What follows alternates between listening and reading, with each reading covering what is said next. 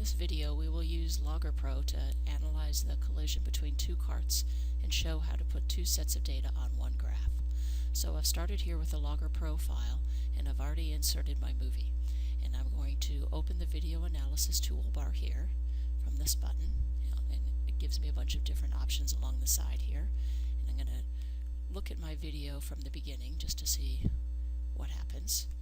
So one cart comes in and there's an inelastic collision and the two carts stick together and move off together. If I scroll back to the beginning here, I can see where I'm told what the scale of the movie will be. So the first thing I want to do is choose the ruler button here to set my scale. So I'm going to click and drag over the length of this part, this frame in the video where it says 1 meter, and know that that sets the scale of my movie. Then I want to go ahead and mark the points of the left-hand cart, which I'm going to call cart A.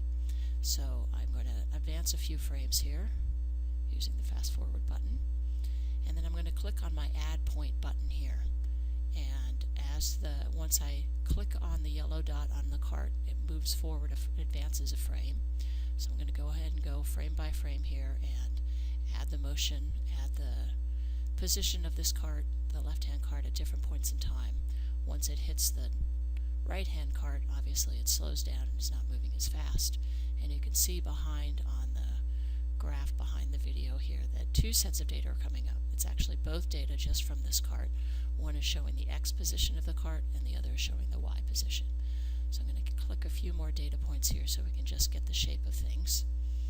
And if I look behind at this graph back here, what I'm going to do is double click on the graph, and I'm going to turn off the Y position data because I'm only interested in looking at the X position data here. So here I see the X position data for the left-hand cart, and you can see how this is the beginning motion of the cart. It comes in at a certain velocity, and then after the collision it moves off at a slower velocity. So I'm going to click back to the video, and now what I want to be able to do is to also track the motion on the same graph of the other cart. So I'm going to scroll the video back using this bar here to the beginning of the motion, the first dot I placed for the left-hand cart. And this button over here I will click on. It's called Set Active Point. And if I click on it, I have an option to add point series. Now once you click that, you can't really tell that you've clicked anything, and nothing looks like it's changed. But if you click on that button again, you can see that I have 2 point series now, point series XY and point series X2, Y2. So X2, Y2 is what I want because I want a new set of data. So I'm going to go ahead and click my Add Point button again, and now I will track the motion of the right-hand cart.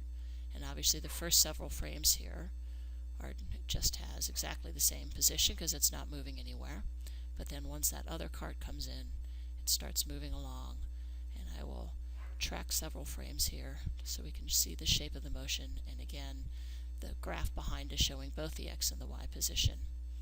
And if I use Control R to arrange my windows here, and I'm going to double click on the graph so that I bring up my axes options, and I'm going to scroll down here and turn off Y2 because I only want to be graphing the X position for both graphs.